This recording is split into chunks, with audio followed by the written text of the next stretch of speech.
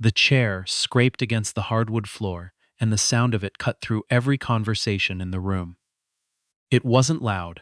It was the kind of sound you feel in your back teeth rather than hear with your ears. And Zola felt it the way she always felt things in that house, from the outside. Looking in, wondering how long she was expected to keep pretending. The Ashford estate sat on 40 acres in the Niagara Escarpment, and in late October, when the maples had gone the color of old copper and the mist sat low over the creek at the back of the property, it looked exactly like the kind of place that belonged in a Christmas catalog. The kind of place that had been in the same family for 4 generations. The kind of place where people like Zola were not supposed to exist. Not as guests, not as daughters-in-law, not as anything except the person who made your son do something unexpected. She had been driving this stretch of highway for 7 years. 7 years of the same route, the same exit off the QEW, the same left turn past the stone gates, with the iron letters spelling out a name that was never going to be hers. And every single time she told herself the same thing. This time will be different. This time they'll see. It never was. They never did. The first time she met the Ashfords, she had worn the wrong dress. Not wrong by any objective measure. It was a navy wrap dress, well made, from a boutique on Queen Street West in Toronto that she had saved 3 weeks of her then salary to afford. She was 29 years old. She had just been made the youngest regional director at her company. She thought she looked exactly right. Claudia Ashford had looked at the dress the way a person looks at a scratch on the hood of their car, briefly, with a kind of resigned disappointment before looking away and talking about something else. "Miles tells us you're in technology," she had said, addressing the fireplace more than she addressed Zola. "That must be very busy work." "I love it," Zola had said. And Claudia had nodded, the way you nod when someone tells you something you were not really asking about, and turned to refill her husband's wine glass. That was 2017. In 2017, Zola was already building the thing that would, 6 years later, make her name appear on the cover of Report on Business magazine beneath the words, "The woman who quietly changed Canadian tech." But in that room, in that firelight, in that dress, she was simply Miles Ashford's girlfriend, and the family had already decided what that meant. Miles had squeezed her hand under the dinner table. She had squeezed back. She had told herself it was enough. The second time she understood, the nature of the house was at Christmas of the following year. Miles's sister, a woman named Bertrice, had organized a family portrait. A photographer had been brought in from Hamilton, young, enthusiastic, with a camera bag that cost more than some people's rent. He had arranged the family on the main staircase with the confidence of someone who had done this many times and had very specific ideas about symmetry. Zola had stood at the edge of the group. She was between Miles and his cousin Fletcher, and she had smiled, and the photographer had looked through his lens, and then he had said, "Can we try one more arrangement?" I'm thinking, the core family on the steps extended on the landing. And somehow, in the reorganizing of bodies, in the shifting and the adjusting, in the gentle steering and the polite suggestions, Zola had found herself standing on the landing, and then slightly behind the landing. And then, when the photographer finally said, "Perfect, hold it there," she was not in the frame at all. She saw the photo 18 months later on the Ashford family holiday card. It sat on a table at the next gathering, framed in silver, 8 people on a staircase. Miles was in the front row. He was smiling. She was nowhere. She had not asked about it. Miles had not mentioned it. The silver frame had sat on the table all evening, and no one said a word, and Zola had understood then that the silence was the point. The silence was how it was done in houses like this, not with cruelty, but with careful, practiced absence. The thing about sustained invisibility is that it wears you down in ways that don't look like wounds. No one could point to the moment Zola was harmed, because no single moment was harm. It was the cumulative weight of small things. The way Bertrice talked over her at dinner. The way Malcolm Ashford, Miles's father, called her Zola dear in the same tone he used when addressing the household staff. The way holiday meals were planned without asking if she had dietary preferences. Not out of malice, she was fairly certain, but simply because the question had not occurred to anyone to ask. She had built her company in the margins of those years. She had driven back to Toronto on Sunday evenings with the particular clarity that comes from spending 48 hours being reminded that you are peripheral, and she had channeled every single ounce of it into the work. Her co-founder, a woman named Abike, who had been her best friend since their undergrad days at Ryerson, used to say that Zola's most productive sprints always followed a weekend at the Ashford estate. And she said it without judgment, because Abike knew exactly what those weekends were. Abike had watched Zola process 7 years of this across hundreds of late-night calls and early morning messages and texts sent from bathroom stalls at family dinners when she needed to feel like someone, somewhere, could actually see her. "You could leave," Abike said once. Not unkindly, not as a command, the way you say the obvious thing to someone who already knows it and needs to hear it without Connery. "I love him," Zola said. "I know," Abike said. "I want him to choose me. I know that too." There was a long pause, the kind that sits between two people who have been friends long enough that silence is also a kind of conversation. And Abike said, "I just want you to love yourself the same way you love him. That's all I'm saying." Zola had not had an answer for that. She had thought about it for 3 years. The comments about her company began in the fourth year. Not directly. The Ashfords were not the kind of people who said things directly. It was more of a tone, a practiced lightness that landed heavier than it looked. "Still doing your little startup then?" Malcolm had said at Easter, pouring himself a scotch and not offering her one. He said, "Little startup, the way people say hobby, the way they mean the thing that's keeping you occupied while you wait for real life to begin." At that point, her company had 14 employees and had just closed their Series A funding round. By the 6th year, they had 63 employees. They had just launched a platform that 3 of the major Canadian banks were actively piloting. She had been invited to speak at a conference in Vancouver and a summit in Montreal. A journalist from the Globe and Mail had reached out about a profiles. She had not told the Ashfords any, not because she was hiding it, because she had learned, slowly, painfully, in the way that you learn things that cost you something, that sharing her wins in that house had a particular effect. It did not produce warmth. It did not produce curiosity. It produced a specific kind of quiet that she had come to recognize as recalibration.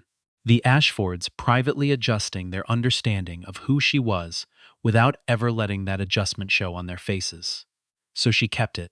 She kept her work like she kept her Sunday evenings, her own, private, the part of herself they had not touched. Miles knew. Miles was proud. Miles was the thing that made it complicated. Because Miles was genuinely good and she knew it. And watching him navigate the current between his family and his marriage cost him things she could see accumulating behind his eyes, even when he smiled. "They're just not used to people like you," he had said once. And she had understood that he meant it as a compliment. And she had also understood that it was one of the saddest sentences she had ever heard said to her by someone who loved her. The annual Ashford Summer Gathering had been held on the last weekend of August for as long as anyone in the family could remember. This particular August, the main house had been opened up to accommodate 47 guests. Family, a handful of close friends, 1 or 2 colleagues of Malcolm's, from the firm he had retired from 3 years prior.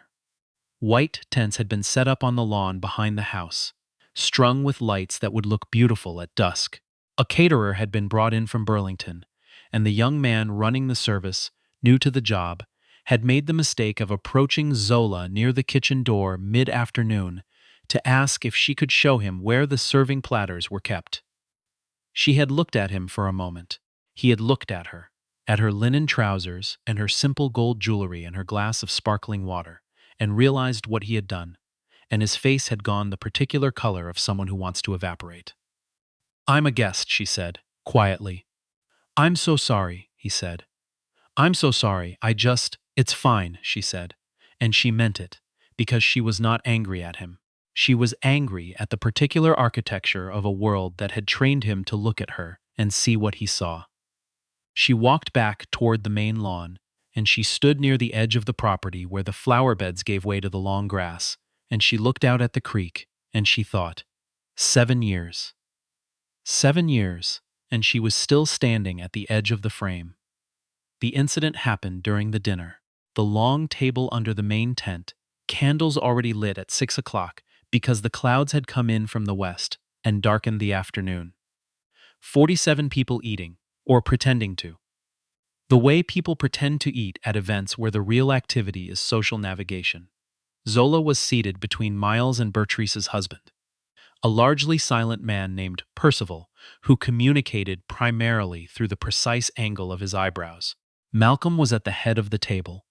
Claudia was at the other end. Scattered through the middle were cousins and old friends, and one of Malcolm's former colleagues, a man named Hargreaves, who had something to do with provincial politics and sat with the posture of someone accustomed to being the most important person in most rooms. The remark came from Malcolm's direction. It was not shouted. It was the kind of remark delivered at a dinner table, at a certain volume, that assumes the people nearby will hear it, and the people further away will not. A calculated intimacy that was actually a kind of performance. He was talking to Hargreaves about a funding announcement he had read about in the papers that week. Some federal initiative around Canadian technology companies. And he said, without looking at Zola, in the tone of someone making an observation rather than an argument, these diversity mandates are well-intentioned, of course, but one does wonder whether the companies rise on merit or on the current climate. The table did not go silent. That was the thing. It did not go silent, because silence would have acknowledged the remark, and the skill in that house was to let things like this pass without acknowledgement. And so the conversations simply continued at their separate volumes, and no one turned to look at Zola, and no one looked at Miles, and the candles flickered in the light breeze from the west. Miles put his hand on the table near hers. Not on her hand, near it. Hargreaves said something polite about the initiative. Malcolm refilled his wine. Zola looked down at her plate. She looked at the food she had not eaten. She thought about a bouquet. She thought about the morning 3 years ago when they had both been sitting on the floor of their first office. 200 square feet in a building in Kensington Market that smelled like coffee and old carpet.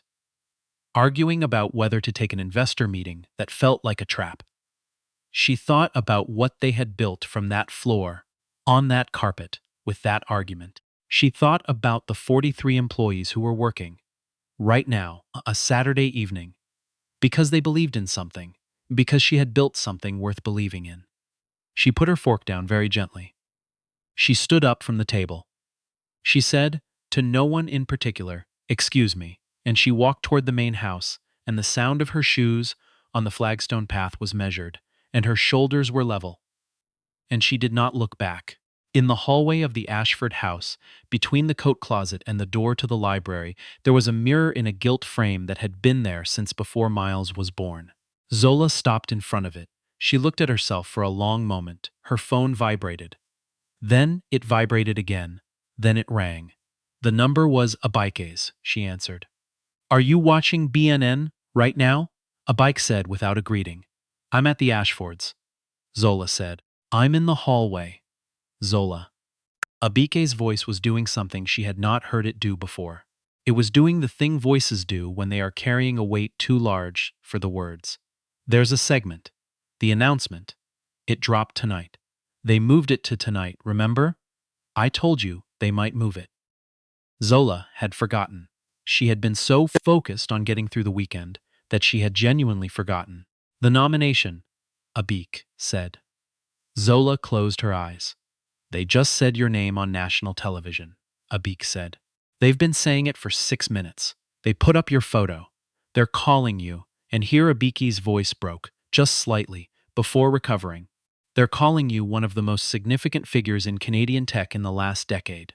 They're announcing the award, the full thing, your name, your company, the whole story.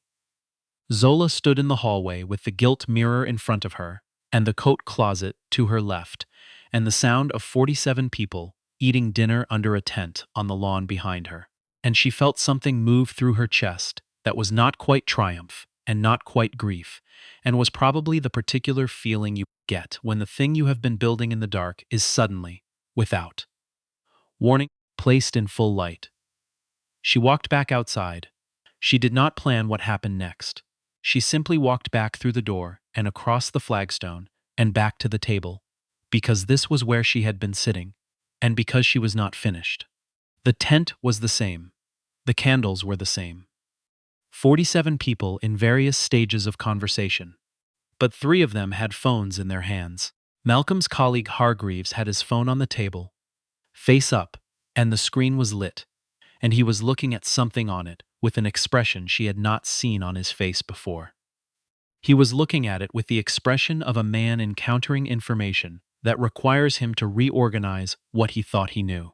Bertrice's husband, Percival, had his phone in his lap and was tilting it upward with the careful angle of someone trying to read something without appearing to read it. And then, and this was the thing she would remember for the rest of her life, she saw Malcolm Ashford take his phone out of his jacket pocket. She had never seen Malcolm Ashford take his phone out at a dinner table in 47 times of coming to this house. He had opinions about phones at dinner tables.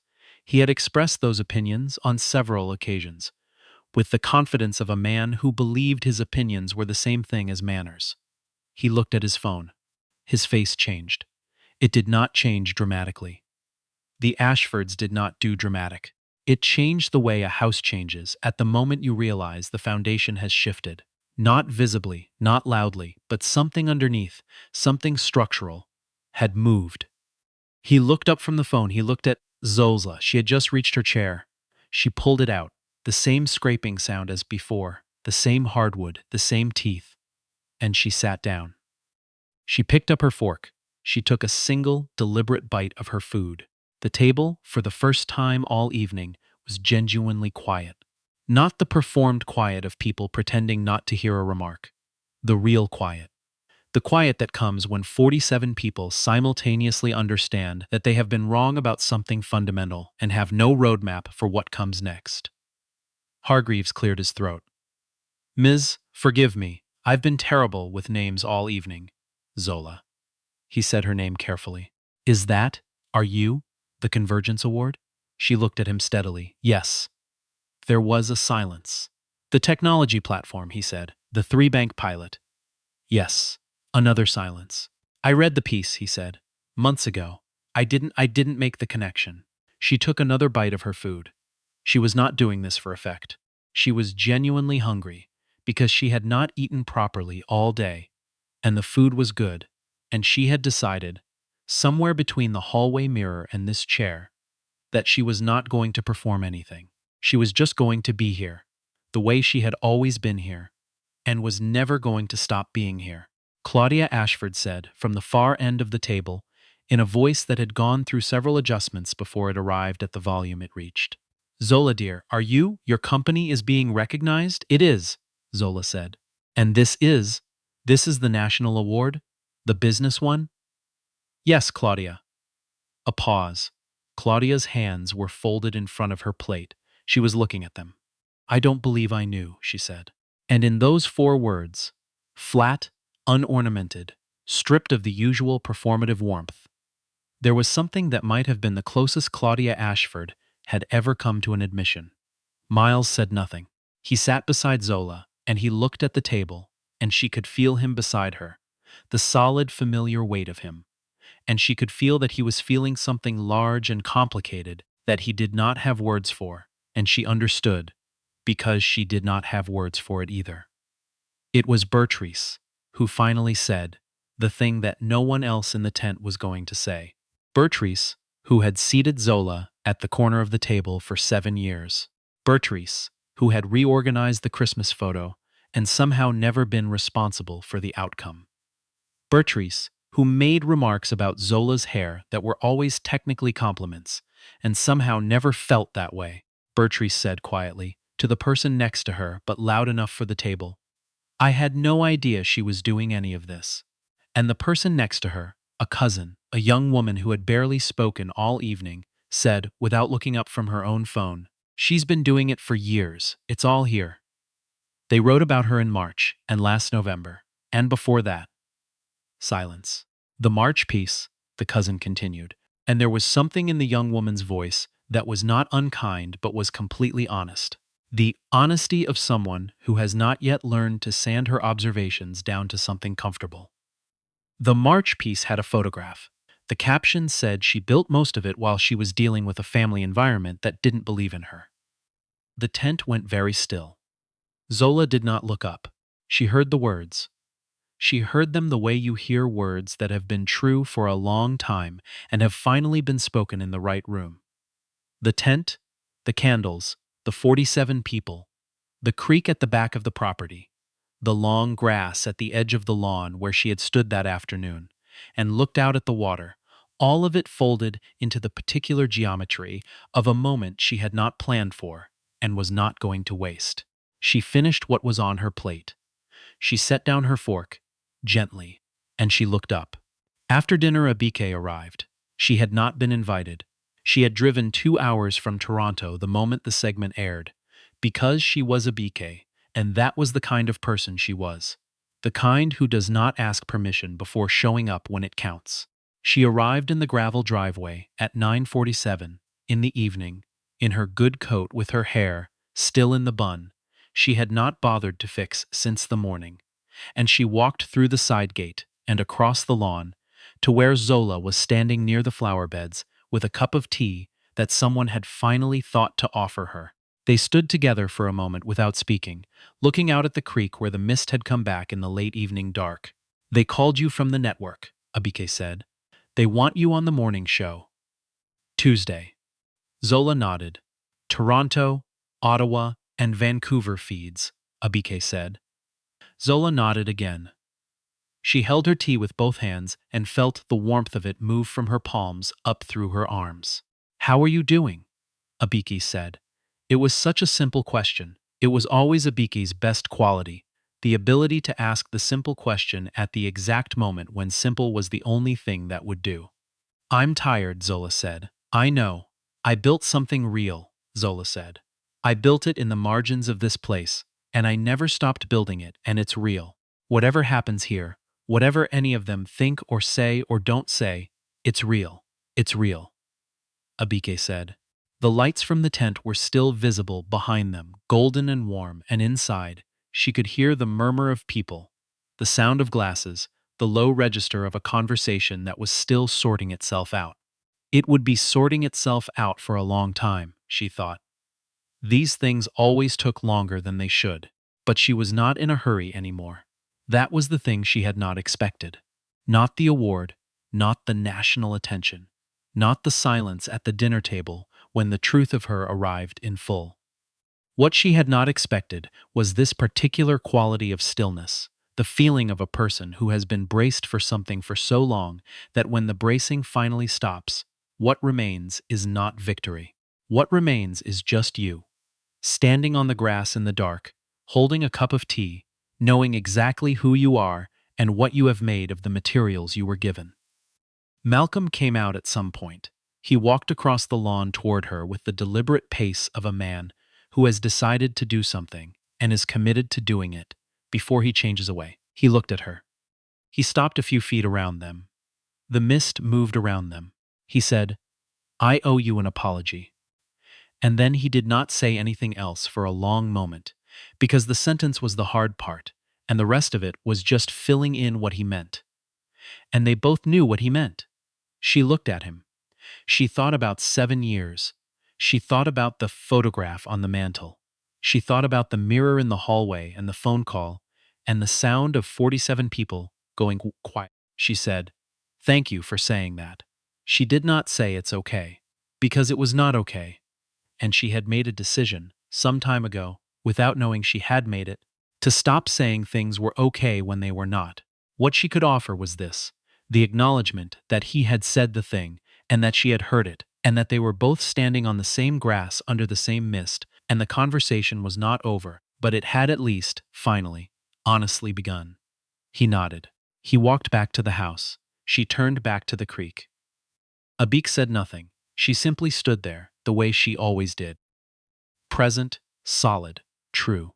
And Zola stood there too, in the dark, on the lawn of a house that had never known what to do with her, holding her tea, which had gone slightly cool, and looking at the water, which moved the same way it always had, steady and unhurried, carrying everything forward, whether anyone was watching or not.